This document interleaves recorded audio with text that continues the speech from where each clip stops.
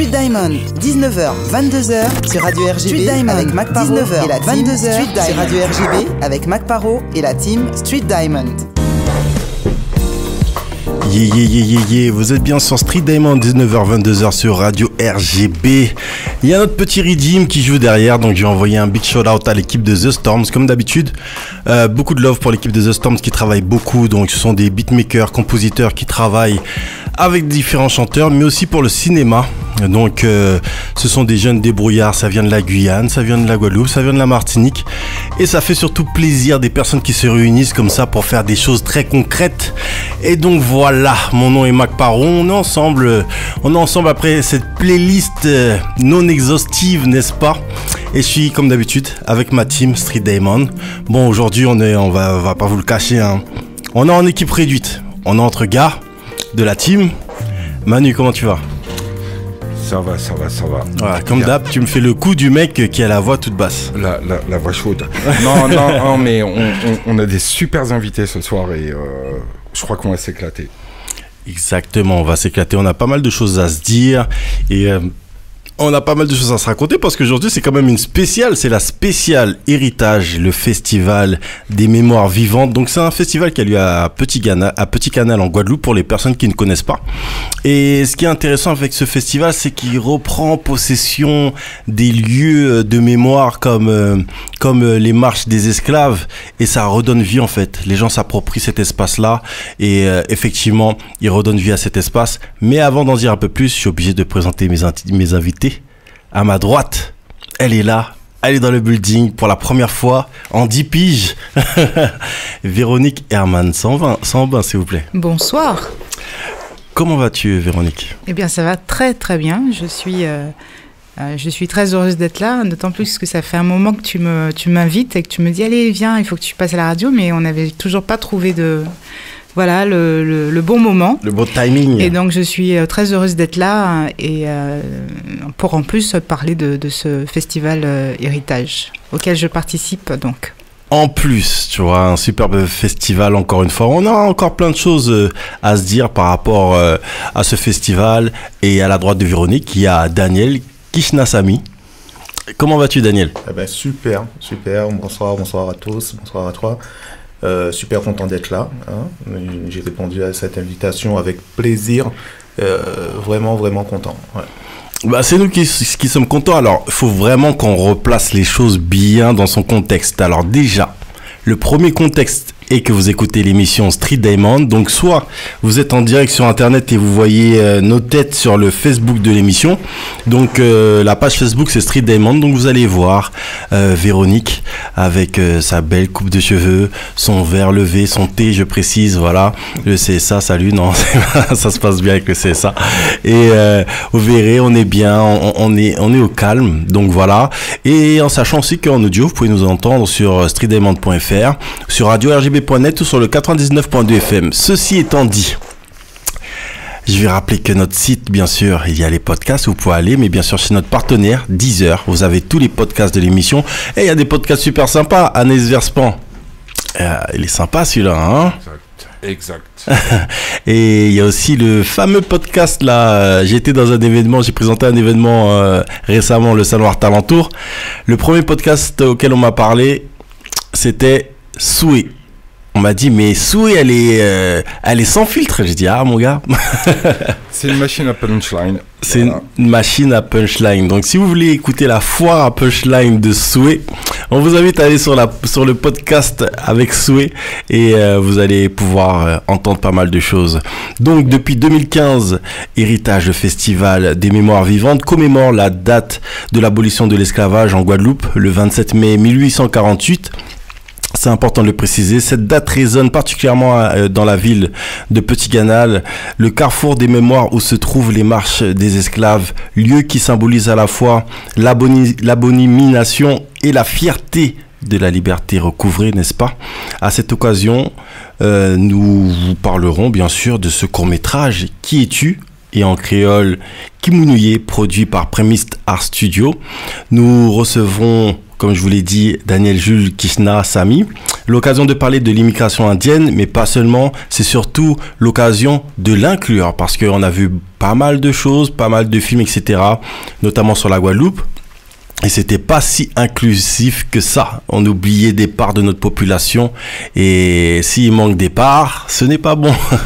Donc on va parler de tout ça parce qu'il y a beaucoup de personnes qui connaissent pas, hein, justement, cette vague d'immigration qui a eu lieu entre 1854 et 1885. Une histoire trop peu connue où les Indiens arrivaient en Guadeloupe et connaissaient un état pour beaucoup de semi-liberté, parfois pas très éloigné des conditions des esclaves. Donc on a pas mal de choses à se dire parce que je pense que c'est une page hyper importante de l'histoire de la Guadeloupe et pareil en Martinique et dans les autres colonies françaises. Et je pense que c'est très très très important justement de partager ce savoir et je trouve super intéressant que Daniel ait fait justement ce documentaire. Et je vous rappelle qu'on est avec Véronique Herman-Sambin, donc voilà, si vous la connaissez pas, hein, c'est simple, c'est une compositrice, parolière, interprète. Si l'album Rogirico révèle ce talent, c'est l'opus Basalte qui confirme la maîtrise de la guadeloupéenne. Fredonner, parler ou chanter le français, l'espagnol ou encore le portugais nous offre un voyage tantôt en douceur, tantôt volcanique, mais toujours en maîtrise. C'est pourtant le créole qui l'amène à la musique, une langue dont elle aime particulièrement l'héritage qui l'accompagne. Elle est là dans le pudding et ça me fait particulièrement plaisir. Véro. Oui, bah écoute, c'est bien de me présenter. Ça me fait toujours sourire hein, quand j'entends les présentations. Ou de lire ce que les organisateurs peuvent écrire sur moi, mon parcours, ma musique, qui n'est pas si simple à définir en fait. Hein. Je pense que c'est tout aussi complexe que l'histoire qu'on peut avoir dans la Caraïbe. C'est pas facile de dire que je fais tel ou tel type de musique, que je suis influencée par telle communauté. C'est très très vaste. Et juste pour revenir sur ce que tu disais pour les Indiens qui sont en Guadeloupe, bon, moi j'ai du sang indien dans les veines, mais je ne connais absolument rien de la culture indienne en Guadeloupe. Ouais. J'ai entendu pour la première fois de la musique indienne vraiment par hasard sur un site d'Alain Lomax. Donc c'est un enregistrement des années 60. Et c'est comme ça que j'ai commencé à faire des recherches et j'ai même intégré une espèce de rythme. J'ai transformé un peu, mais c'était un peu un clin d'œil par rapport à tout ce qu'on ne connaît pas, qui croisent nos musiques, nos créations et qui font que c'est assez complexe. Ouais. C'est en mouvement. Et ça, c'est aussi important de le dire. Daniel, alors, on est lancé sur le sujet. On est tout de suite penché sur ton côté parce qu'on sent aussi l'importance. Qu'est-ce qui t'a donné envie, justement, de faire ce documentaire, ce film, ce court-métrage ? Alors, c'est vrai que je pense qu'aux Antilles, de manière générale, on n'est pas forcément à l'aise avec notre identité et notre histoire. Pour la petite histoire, la petite anecdote, moi ce qui m'a vraiment motivé, j'avais déjà cette idée bien avant, mais en 2014, alors j'ai eu un petit accrochage avec un collègue guadeloupéen, tout comme moi, qui me dit simplement, tu sais, les Indiens, ce ne sont pas des Guadeloupéens. Voilà. Parce que dans l'imaginaire, dans ce qui est finalement reproduit aux Antilles depuis des années, on a toujours ce clivage de se dire, il y a les Noirs, il y a les Indiens, il y a les Blancs. Sans se dire que finalement, toutes ces personnes représentent finalement la population guadeloupéenne. On est tous guadeloupéens, quelles que soient nos origines et notre culture. C'est un peuple qui se construit finalement, parce qu'on arrive tous finalement d'origines différentes, mais on a une identité commune, c'est qu'on est tous guadeloupéens.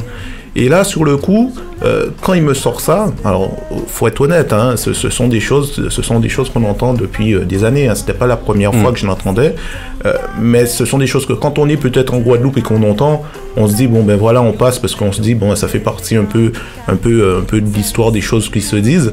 Maintenant, je me rends compte qu'on est à Paris, en plein 14e arrondissement, et que quelqu'un sort une bêtise comme ça, et puis face à d'autres personnes qui connaissent pas forcément. Là, ça me gêne un peu plus parce que du coup, c'est donner une mauvaise image et ne pas donner finalement l'origine vraiment et la vraie identité du Guadeloupéen. Et donc, c'est ce qui m'a motivé justement à faire ce court-métrage Qui es-tu ? Le titre était assez simple pour moi, puisque finalement, je me suis dit, mais si on demande aux Guadeloupéens de manière générale maintenant, qui es-tu ? On pose à quelqu'un, qui es-tu ?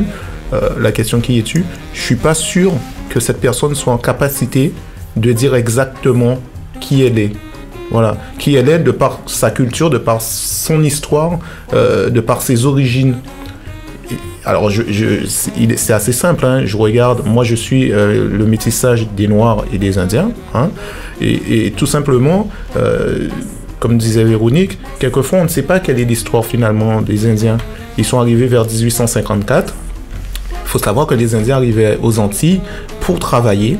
Donc déjà, tout de suite, ça posait un problème entre les esclaves noirs qui, eux, étaient arrivés en tant qu'esclaves, finalement, et qui ne gagnaient rien du tout à travailler. Et des Indiens qui arrivent peu de temps après pour travailler et qui auront un salaire. Et là, déjà, il y avait déjà quelque chose de fort entre les deux, entre le noir qui rejetait finalement l'environnement de la canne à sucre, parce que pendant des années, ils ont travaillé dur dans un domaine où ils gagnaient rien, où c'était que de la souffrance. Et là, des personnes qui viennent, mais qui ont ce statut de travailleur, alors qu'eux ne l'avaient pas au temps de l'esclavage. Et du coup, déjà, ça posait un problème. Alors, bien entendu, les Indiens aussi, qui ont une culture assez forte, hein, arrivent avec la culture, avec la religion et tout. Donc, ça posait déjà un autre problème, puisque faut savoir que pendant l'esclavage, il y a eu une sorte de vague de christianisme où l'esclave devait être catholique. Et du coup, l'Indien qui vient avec ses croyances, ça posait aussi ce problème de se dire, nous, on nous a forcé à croire en un Dieu, alors qu'ils viennent avec leur divinité. Donc, toutes ces choses ont créé finalement une certaine animosité entre les deux, qui se retrouvent encore des centaines d'années plus tard, encore sur le terrain finalement. C'est assez incroyable, Véronique, qu'on entend ce genre d'échange, parce que quand on voit la présence, par exemple, du peuple indien qui fait complètement partie de la culture guadeloupéenne, on définit comme ça les Antilles. La première chose dont on va parler lorsqu'on parle des Antilles, des couleurs qui représentent les Antilles, on va parler de Madras. Madras, ville indienne. On va parler les plats. On n'est pas loin de parler très très vite dans le top 5. On va parler de Colombo, n'est-ce pas? Yes. Tout à fait. Yes. Avec un petit piment, j'espère. Yes. Eh ben, ok. Yes. Le vrai Colombo, le vert. Regarde-le, je vois ses yeux qui brillent. Et en fait, c'est des petites choses, n'est-ce pas? Mais c'est tellement des petites choses et on le voit tellement au quotidien qu'on passe dessus. Comme si c'était, non, en fait, ça vient pas d'Inde, ça vient pas de là-bas, ça nous appartient à nous, en fait. La ville de Madras n'existe pas, tu vois. Et c'est assez incroyable, quoi. C'est assez incroyable. Et justement, donc, il y a une petite chose que tu nous as pas dite sur toi. Tu me l'as dit tout à l'heure, je suis obligé de te balancer. C'est pas ta première production, mine de rien. Non, c'est vrai. C'est vrai qu'en 2008, alors moi je suis issu un peu du milieu underground, hein, puisque avant de me lancer dans la vidéo, je faisais un peu de musique. Tu veux dire le milieu en bas-feuille? Ouais, le milieu en bas-feuille. Dans les années 2000, j'ai sorti 2 compilations de reggae dancehall, de musique urbaine, avec des amis, hein, où on a pu faire, puisque au niveau de mes contacts, des amis d'enfance, il y a des amis comme Admiralty, comme Chris, c'est des mecs voilà, dès que j'avais un projet que je pouvais appeler et qui répondait présent. Donc voilà, j'ai pu sortir le Black Impact mixtape. Ensuite, j'ai sorti le Premise mixtape. Et ensuite, voilà, j'ai voulu faire un documentaire un peu sur la base un peu de Made in Jamaica, qui reprenait un peu les artistes francophones, antillais francophones du milieu reggae dancehall, pour pouvoir les promouvoir, pour pouvoir montrer ce que nous on sait faire et montrer qu'il y avait une histoire aussi, une histoire de notre musique urbaine. Ça a été compliqué parce qu'il faut le dire, hein, quand on part sur des projets comme ça, essayer de toucher un petit peu toutes les personnalités, tous les artistes. Surtout que c'est le milieu underground, quoi. Aujourd'hui, ce milieu, il est encore underground pour la plus grande partie. Et avant, ah ouais, comme l'a dit Véronique, c'était en bas feuille, mais en bas feuille de la feuille. Ouais. Et puis finalement, le documentaire s'est fait avec très rapidement, puisqu'on était super motivés. J'ai appris énormément de choses dans ce documentaire. Parce que quand on commence un peu à interviewer certaines personnes comme Fefe Typical, Tironi, c'est des mecs qui sont là quand même depuis un bout de temps, Dadiod, Nutsi, c'est des mecs qui vous racontent des choses qui se passaient dans les années 90 sur Paris, vraiment dans les prémices même de cette musique au niveau de Paris.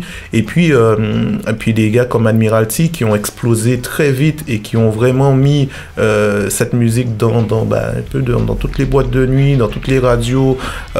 Et donc du coup entendre un petit peu leur histoire, apprendre ce que le Bogle, apprendre ce qu'est un sound system, comment ça se passait.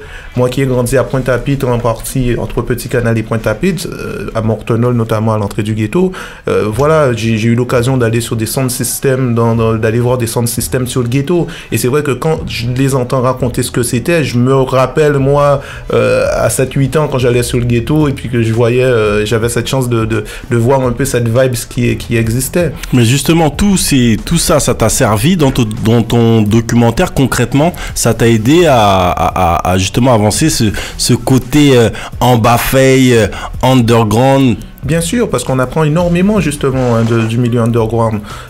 Tu sais, on y va, on tâtonne au début, on ne sait pas trop, on essaie de connaître des artistes parce qu'on ne les connaît pas. Moi, je partais de rien. Enfin, voilà, il faut dire que quand on connaît un ou deux, souvent, ils se connaissent entre eux, on donne les contacts, on arrive à les toucher après. Mais tout au début, moi, j'y connaissais rien. Et puis, je me dis, j'y vais, si ça se trouve, on va te dire, mais ouais, t'es qui toi? Et puis voilà. Et puis, au final, on se rend compte que non.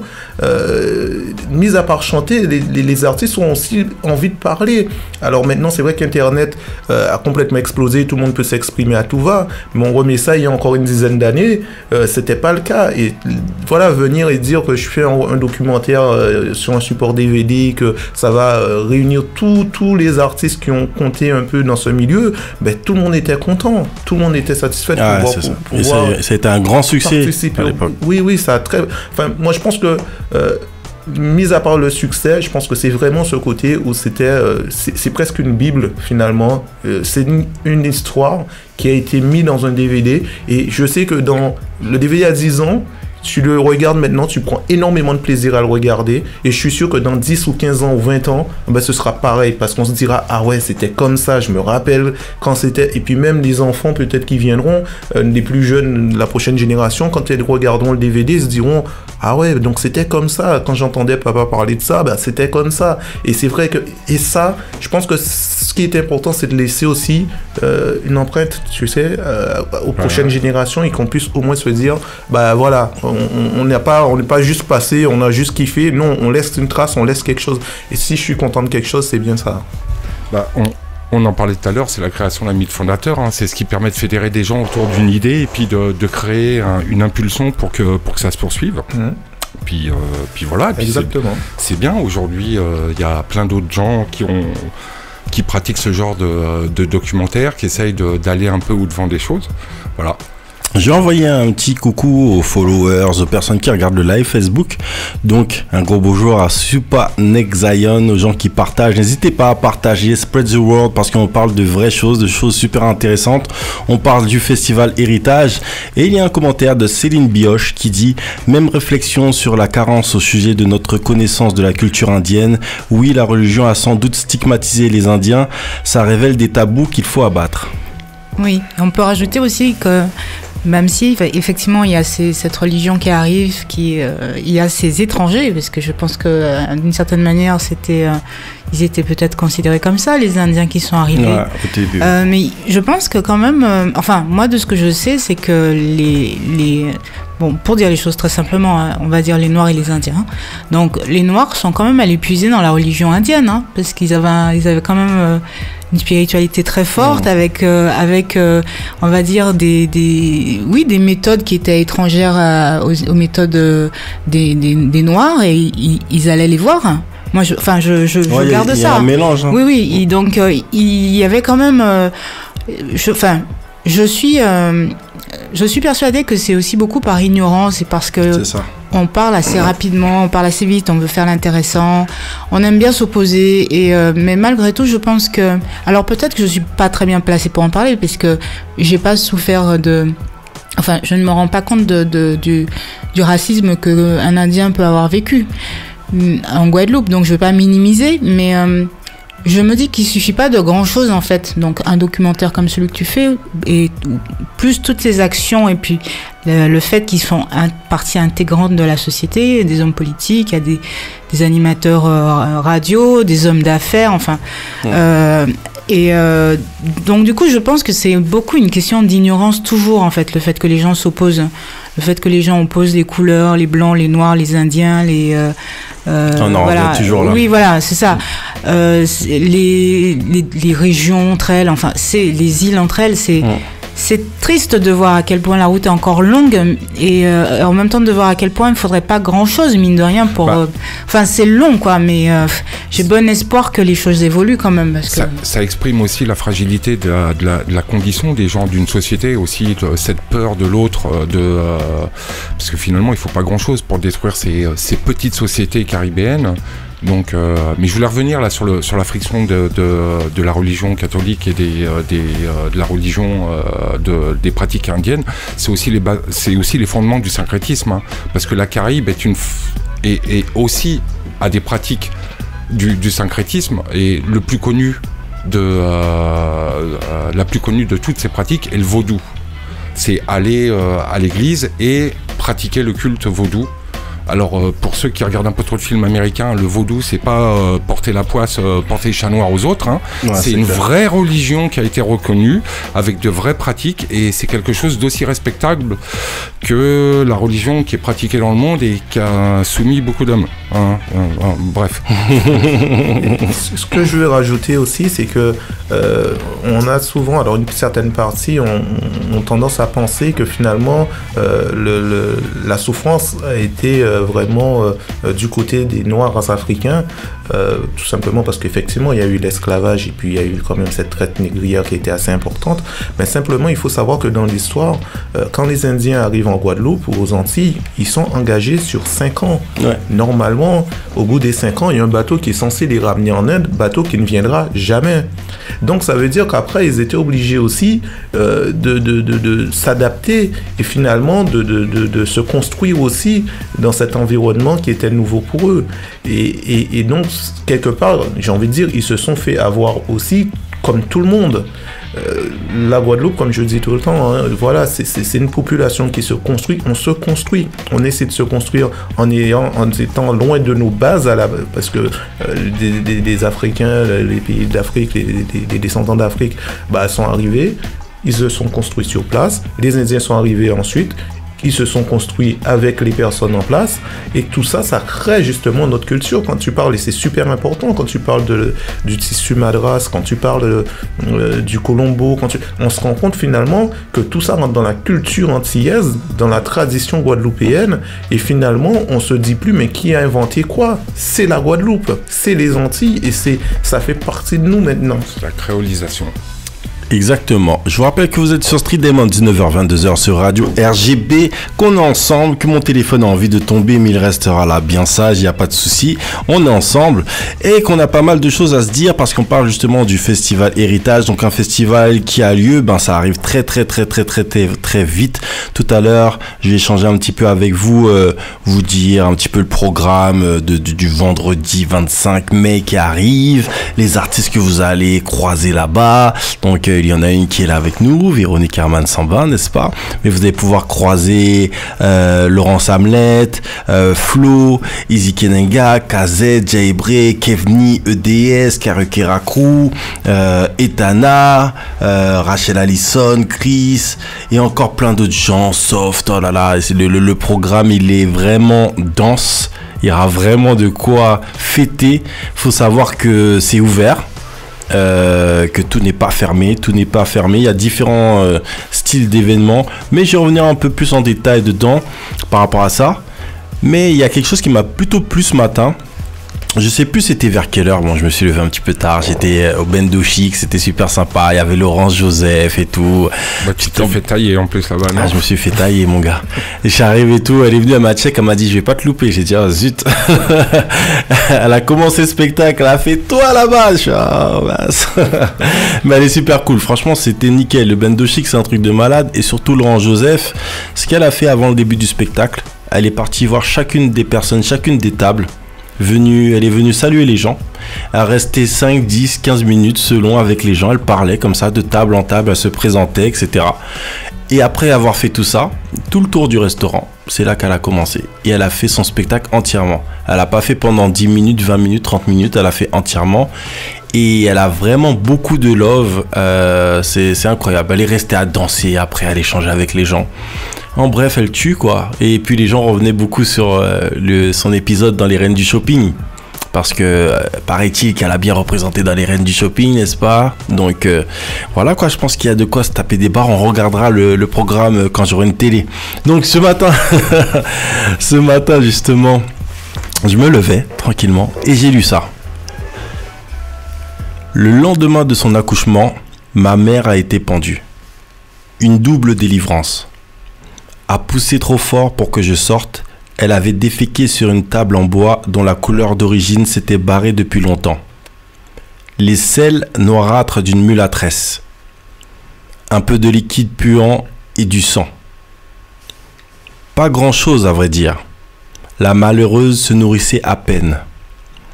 Et ce qui entrait par sa bouche, je lui volais pour devenir quelqu'un. J'ai poussé, aussi exalté par les derniers battements de cœur de ma mère.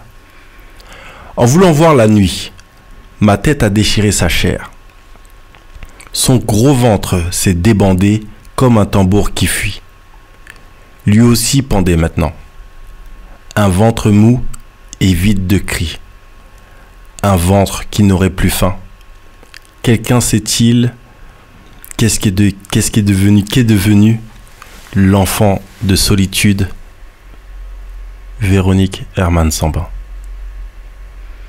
C'est un texte hyper poignant. Moi, j'ai lu ce matin, ça m'a beaucoup touché. Et je sais que tu nous abreuves de textes et je sais que tu es consciente. Je sais que tu es consciente de tout ce qui se passe, que tu es aussi à fleur de peau.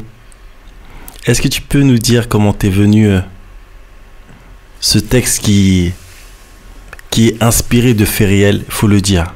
Très beau texte. Oui, Solitude donc a été pendue. Donc pas au mois de mai, hein, pas en avril, mais donc toute cette période-là un peu agitée. Elle a été pendue donc une fois que sa grossesse était arrivée à terme. Donc c'était, je sais pas la date exacte, il faudrait regarder les chiffres, les dates, mais c'est plutôt à la fin de l'année, quelques mois, on va dire octobre par là. Ce qui est intéressant moi je pense qu'il est même nécessaire, c'est pas simplement que c'est intéressant, c'est nécessaire d'avoir ces périodes dans l'année, cette période donc du mois de mai qui est très chargée, c'est de se replonger dans les écrits, les témoignages, se renseigner, commémorer, c'est ça, c'est aussi s'informer. Et bien sûr, alors voilà, je lis tout un tas de choses, et puis je l'avais lu ça, et puis on sait que Solitude était enceinte. Il y a sa statue, ces images qui sont présentes, et simplement c'est vrai que la question de savoir ce qu'est devenu l'enfant qu'elle portait, je m'étais déjà posé la question, mais pas de cette manière-là. En tout cas, ça n'avait pas été aussi puissant en fait dans l'interrogation. Et surtout, c'est un symbole. Le fait d'accoucher d'un enfant, cet enfant-là, cet enfant qui est issu de cette femme qui est pour le coup est une femme maîtresse dans notre histoire, qu'est devenu l'enfant de Solitude. Donc c'est très ouvert comme question. C'est bien sûr le parallèle à faire avec ce qui est devenu notre société, ce qui est devenu cette résistance de l'époque. Ça a fait aussi référence au texte de Delgrès qui s'adresse à la postérité. Donc voilà, j'avais envie de t'interroger là-dessus, quoi. Donc Solitude est morte pendue à l'âge de 30 ans. Elle est décédée le 29 novembre 1802. Donc voilà, et comme disait Véronique précédemment, c'est une des figures, bien sûr, de toute cette période, parce qu'il faut savoir que Solitude, elle s'est battue qu'on a rétabli l'esclavage en Guadeloupe, et c'est une période dont on ne parle pas beaucoup, que lorsque l'esclavage a été aboli, et que les gens étaient libres, et ben on a rétabli, Napoléon Bonaparte a rétabli l'esclavage, et qu'il y a eu des heurts en Guadeloupe, qu'il y a eu des révoltes, et Solitude, enceinte, voulait garder sa liberté, et elle a été exécutée sous l'ordre du général Richepense en Guadeloupe. Oui, parce que ce que les gens peut-être ne savent pas ou oublient, c'est qu'il y a eu une première abolition en 1794 qui a été rétablie en 1802 par Napoléon Bonaparte. Et effectivement, c'est dans ce cadre-là que Solitude a été tuée. Je vous rappelle qu'on est sur Street Diamond, 19h-22h sur Radio RGB. Il y a pas mal d'émotions dans le studio. On est tous un petit peu charroyés, comme on dit chez nous, par les émotions. Forcément, on parle de vraies choses. Et c'est ça aussi le Festival Héritage. Parce que croyez-moi, j'étais en haut des marches des esclaves à Port-Louis l'an passé. J'ai fait un reportage sur l'exposition photo que vous pouvez trouver sur le site Street Diamond et notamment sur YouTube. Et il y avait une chorale de gospel qui chantait. Et je peux vous dire que ça prend au trip parce que c'était pas des professionnels, c'était des personnes qui étaient guidées par une professionnelle. Et ça prend au trip, quoi. Parce que le lieu a une mémoire. C'est vivant. Et que tous les spectacles qui étaient donnés, même dans les marches, c'était juste incroyable, quoi. Donc vraiment, j'ai hâte que cette date du 25 arrive. Que mes amis m'envoient plein de photos, etc. Et j'ai surtout hâte pour vous qui avez la chance d'aller en Guadeloupe. Mais il faut savoir que même si vous êtes en France, vous pouvez aller au Festival Héritage. Il suffit d'aller sur le site internet, n'est-ce pas, du festival. Donc le site internet, c'est Festival Héritage. Donc Héritage, c'est avec un J à la fin. Ça se termine avec J.com. Et vous avez des possibilités d'hébergement. Donc tout est sur le site. Vous y allez, vous avez des possibilités d'hébergement, vous avez des excursions, vous avez tout un tas de choses. Mais justement pour vous imprégner, pour comprendre aussi. Parce que c'est aussi important de comprendre l'autre, je pense. Et je pense que c'est ce qu'on dit depuis tout à l'heure, en fait. Se comprendre et apprendre l'histoire de chacun. Voilà, pour avancer tous ensemble. Véronique, tu es dans le building avec nous. Tu as le droit de choisir un morceau, mais tu dois choisir un morceau de tes deux albums parce que j'ai pas passé le CD de l'exclu à Manu, mais on va en écouter un petit peu. Plus le CD de l'exclu, ça c'est un cadeau que je t'ai amené. C'est on est vraiment dans le bebop de Thelonious Monk qui était aussi un résistant à sa manière, donc je te l'ai amené. Et puis sinon, on peut peut-être pour illustrer un peu ma définition de la résistance à l'heure actuelle, on peut passer Ticket Gagnant par exemple. Alors Ticket Gagnant est un titre qui est sur le premier album qui s'appelle Rose Jericho et ça fait très longtemps que je l'ai pas écouté donc j'espère que je vais pas partir en courant. Mais non, franchement, en plus, moi, l'album là, tu sais quoi, vous pouvez aller sur Deezer, tranquillement, vous allez sur Deezer, vous tapez Street Diamond, déjà vous aurez les podcasts, tout simplement, mais si vous tapez Street Diamond, vous allez voir les playlists Street Diamond, et dans les playlists Street Diamond, il y a un certain nombre de morceaux, il y a un certain nombre de playlists. Il y a la playlist, bien sûr, Urban, il y a la playlist Zouk, il y a la playlist Caribbean, et il y a la playlist qui s'appelle la Street Zouk, la Street Jazz Diamond, tu vois. Donc, et dans cette playlist, il y a du Véronique Herman Sambin, n'est-ce pas? Donc, ça part un petit peu sur les deux albums, hein. Donc voilà, c'est un petit peu comme ça que ça se passe. Vous êtes bien sur Street Diamond, 19h, 22h sur Radio RGB. Et on écoute un extrait de cet album. Il est là, je l'ai dans les mains, regardez. Voilà, Rose Jericho, n'est-ce pas? Donc, on va s'écouter le titre Ticket Gagnant. Restez bien connectés. Peace.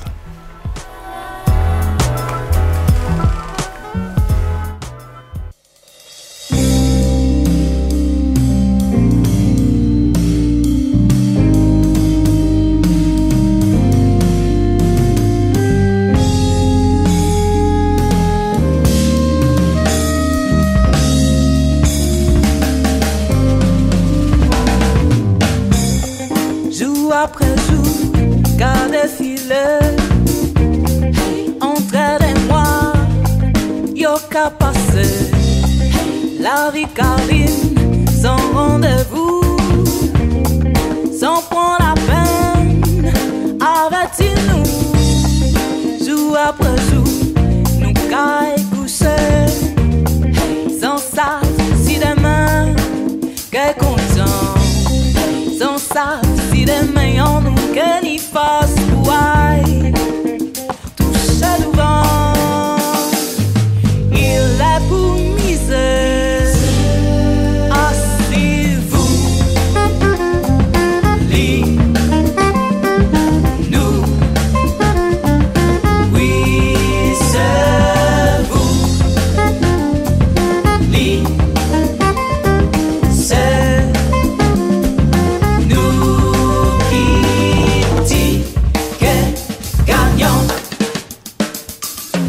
dit que gagnons, dit que gagnons,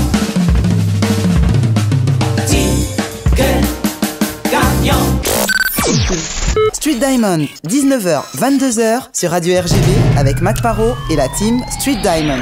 Yeah, vous êtes bien sur Street Diamond, 19h, 22h sur Radio RGB et on écoutait le morceau Ticket Gagnant. Moi, le morceau Ticket Gagnant, c'est un de mes morceaux préférés en concert parce qu'il bouge, parce que voilà, ça joue, tu vois, ça, tout le monde joue sec là-dedans et tout. Et pour l'avoir vu plusieurs fois, voilà, c'est un plaisir. Mais sur ton deuxième album, alors juste une petite parenthèse sur Ticket Gagnant parce que je sais qu'il est en concert ce soir. Sonny Troupé, j'avais écrit ce titre et je voulais absolument que ce soit Sonny Troupé qui joue de la batterie sur ce titre-là, et il a accepté. Donc c'était très très contente, très heureuse parce que voilà, on a des modèles, on a des personnes qu'on aime, on a des personnes qui sont chargées, qui nous donnent la force. Et j'avais fait ça. Enfin, j'avais écrit le titre vraiment en laissant la place pour Sonny Troupé. Voilà, c'était ma petite parenthèse. Alors, moi j'ai une petite question très rapide, je vais résumer, puisqu'on parlait de Sonny Troupé, donc je voulais parler de Franck Nicolas. Je ne sais pas si tu as entendu un petit peu les... Bien entendu, oui. Les news. Alors pour ceux qui ne sont pas au courant, je vais résumer très très vite. Ça concerne le statut d'intermittent du spectacle, et Franck Nicolas se retrouve avec une astreinte de la part des Assédiques de 2 années de rétroactif de remboursement.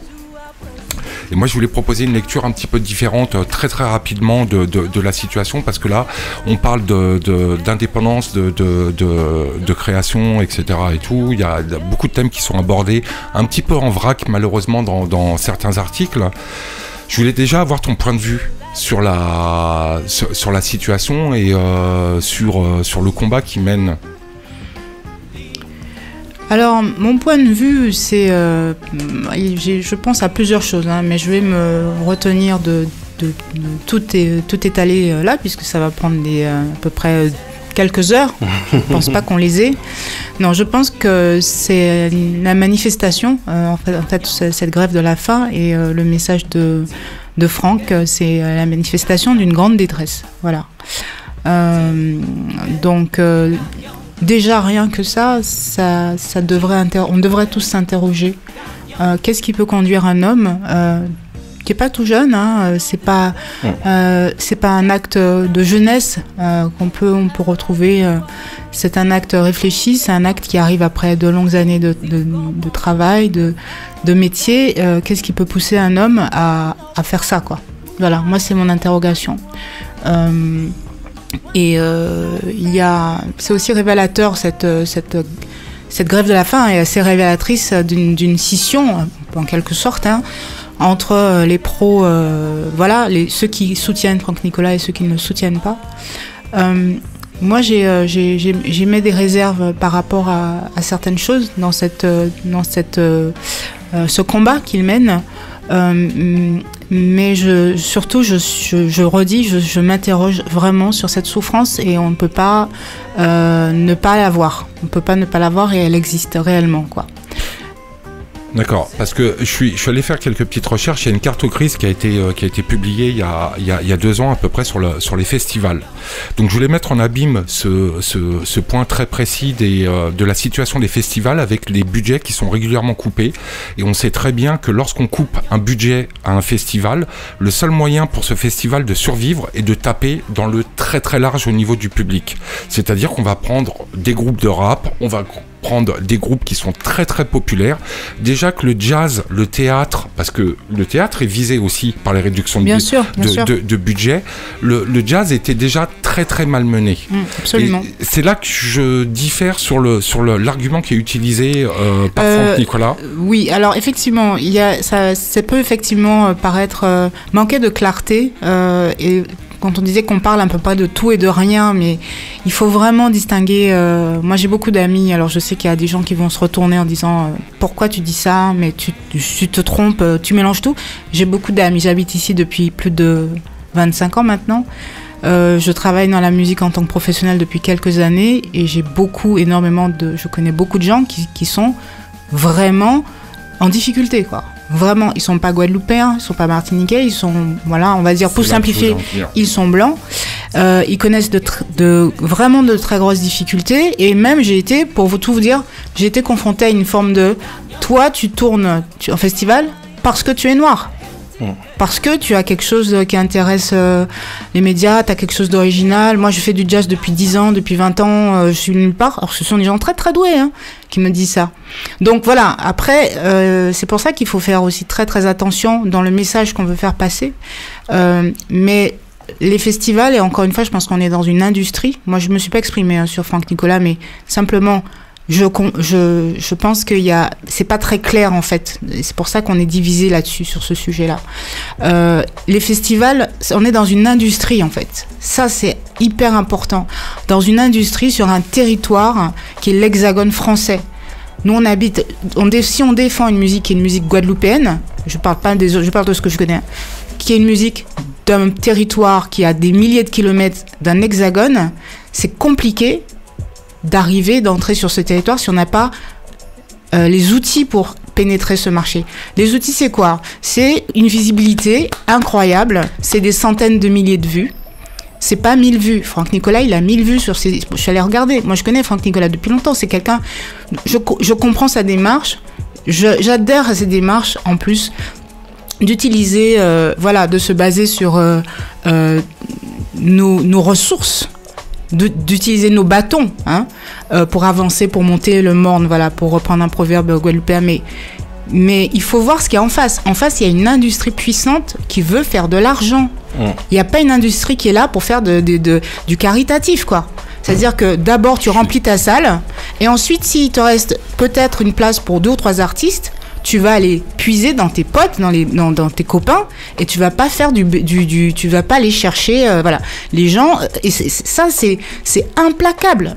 L'argent, ça a toujours été le moteur. Les femmes, le fric, donc le cul, le fric, quoi. Je veux dire, il faut être réaliste. Et donc, il faut, à mon sens, se rendre bien compte que si on interdisait à Franck Nicolas de faire de la musique en Guadeloupe, Là, il y aurait un vrai sujet, quoi. Alors, même regarde, attends, excuse-moi, je te coupe rapidement, Manu. On avait le même débat par rapport au rêve français. C'est-à-dire que quand tu regardes le rêve français, il y avait cette polémique sur le fait qu'il n'y ait pas assez d'acteurs, les acteurs principaux ne soient pas des Antillais. Mais c'est la même chose. C'est-à-dire qu'à un moment donné, tu viens à France 2, tu as besoin d'un certain budget parce que le budget du film, il est conséquent. Parce qu'il y a beaucoup de plans qui sont tournés entre la Guadeloupe et la France. Il y a des costumes de fou, un décor de fou, etc. Et au bout du compte, s'il n'y a pas Aïssa Maïga, qui n'a pas le vrai premier rôle en plus, s'il n'y a pas Aïssa Maïga dans le film ne se fait pas. Alors, justement, par rapport à ça, je voulais rebondir aussi sur la conclusion qu'offre, parce que, attention, pour les gens qui aiment le clivant, on propose une autre lecture de cet événement. On n'est pas là pour critiquer Franck Nicolas dans sa démarche et tout. Mais moi, il y a quelque chose qui m'inquiète un petit peu, qu'il a proposé en conclusion, qui est le quota. Alors, moi, j'ai 2 points très rapides à développer. C'est que, le quota, il est déjà victime de ce quota, parce que le jazz est un quota déjà dans les festivals. Donc ça veut dire que il devrait déjà comprendre qu'en proposant ça, il y a déjà un problème. Et le quota, c'est que s'il correspond plus aux critères, on va faire rentrer des gens. Et lui, on lui dira, tu pourras pas jouer non plus comme avant, parce que on a déjà notre quota. Et moi, je trouve ça dangereux d'imposer des quotas dans la musique. Je trouve ça, on les a déjà avec les 40% de tralalaire et tout. On a vu ce que ça donnait. Ça veut dire que les gens se permettent d'indiquer que ce sont des productions françaises pour faire passer des productions qui n'ont rien à voir avec la culture française, etc. et tout. Donc c'est une arnaque totale et je trouve ça très très dangereux de proposer ce genre de choses-là. Et le dernier point que je voulais, avant de me taire, c'est qu'il faut qu'il arrête parce qu'il a été hospitalisé dernièrement et que c'est très très dangereux puisque c'est quelqu'un qui a une philosophie dans sa musique et qui a besoin d'un équilibre, qui a besoin d'une vibe, qui a besoin d'avoir un alignement entre le corps et l'esprit, et s'il est en train de détruire ça, il ne sera plus à même de produire derrière. Faut qu'il arrête, et il y a d'autres solutions. Il a l'avantage d'avoir lancé ce débat.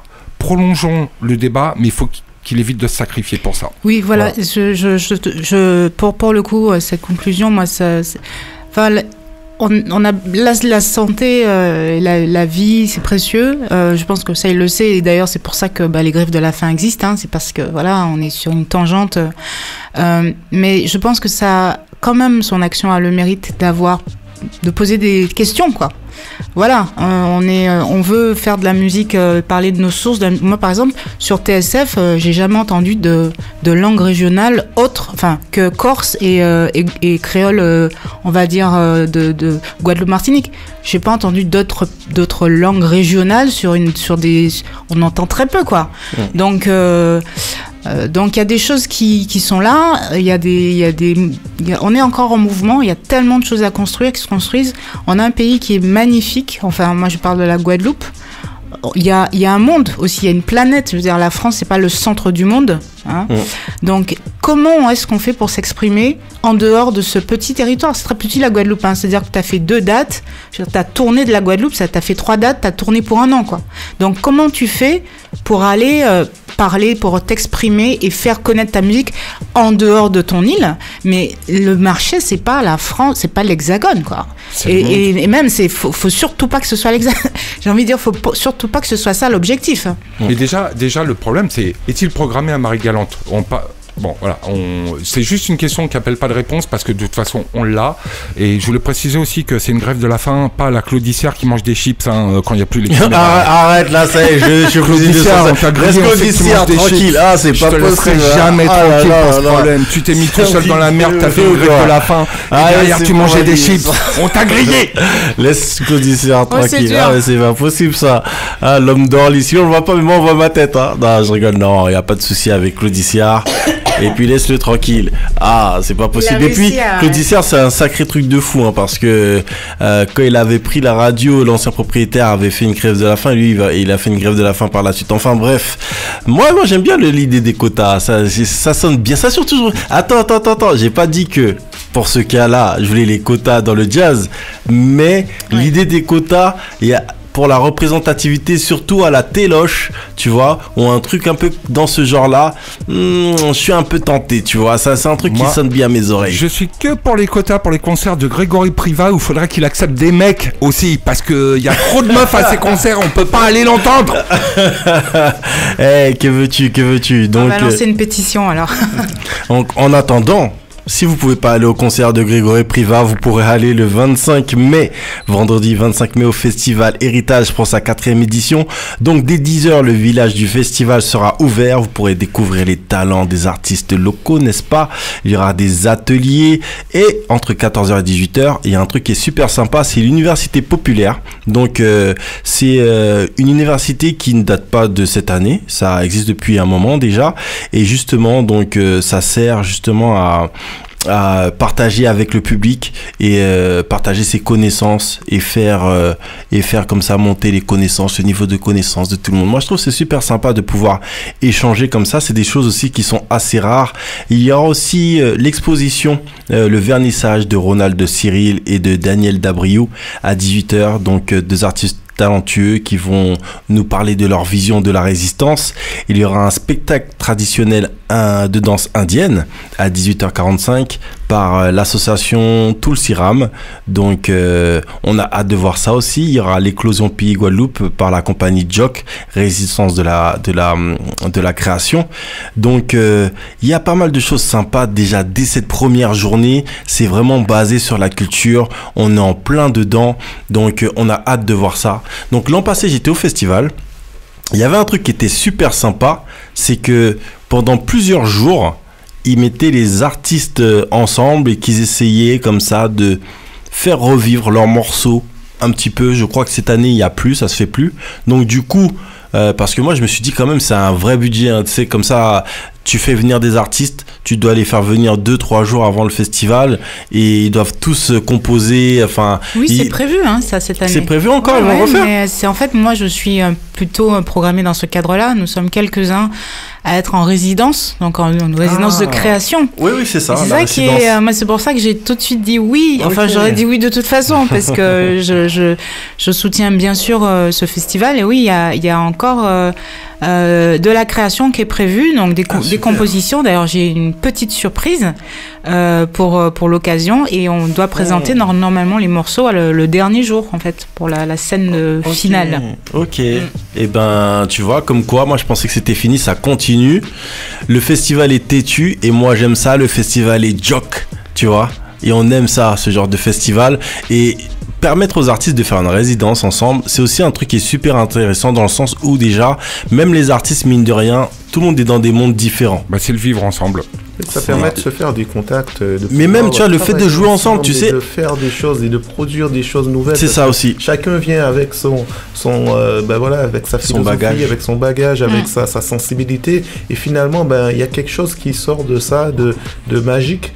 Et tous les artistes, hein, je veux dire, hein, parce qu'on se nourrit aussi des autres. Hein. Carrément. Je veux dire, quelqu'un qui chante et qui va dans un concert de notre artiste, de notre chanteur, mais quand tu ressors, tu te sens revigoré parce que tu te dis, ah ouais, ça, je trouve ça bien. Enfin, moi, je sais que j'ai beaucoup de motivation et finalement d'inspiration aussi des autres, parce que je pense que voir les autres faire quelque chose, ça me dit, je peux aussi le faire. Et du coup, ça aide, voilà. C'est quelque chose de primordial, je pense, de se nourrir un peu les uns les autres comme ça, et pour réussir à faire des choses de bien, quoi. Ouais, c'est ce que disait Clisson, hein, c'est la société caribéenne, c'est un ensemble de frictions, de cultures, et voilà, c'est le bassin. Voilà. On est tout à fait d'accord, donc on a hâte de voir tout ça, tous ces talents se mélanger, et j'invite vraiment les personnes à aller tous les jours, parce que quand j'ai filmé l'exposition photo, le lendemain, avec tous les parce qu'il y aura des artisans qui seront là. Donc quand il y a les artisans qui s'installent, on peut pas appréhender l'endroit de la même manière. En gros, chaque jour, l'endroit a une nouvelle physionomie. Donc j'invite vraiment les personnes à venir chaque jour et à ne pas louper les choses, parce que quand vous allez louper pour de vrai, et vous allez regretter, et vous allez venir m'envoyer des MP en me disant, Mac Paro, c'est quand tu sors la vidéo de l'exposition photo. Donc si vous voulez pas en arriver là, je vous conseille vivement de venir chaque jour au festival, profiter, parce que le programme il est dense. Ouais, c'est vrai que c'est assez incroyable, c'est une très belle programmation, et je peux te dire que moi j'y serai tous les jours. Alors on m'a demandé où ça se passait, et ben ça se passe tout simplement à Petit Canal, donc dans la commune de Petit Canal. Donc n'hésitez pas, venez à Petit Canal, on vous attend là-bas, c'est le festival Héritage.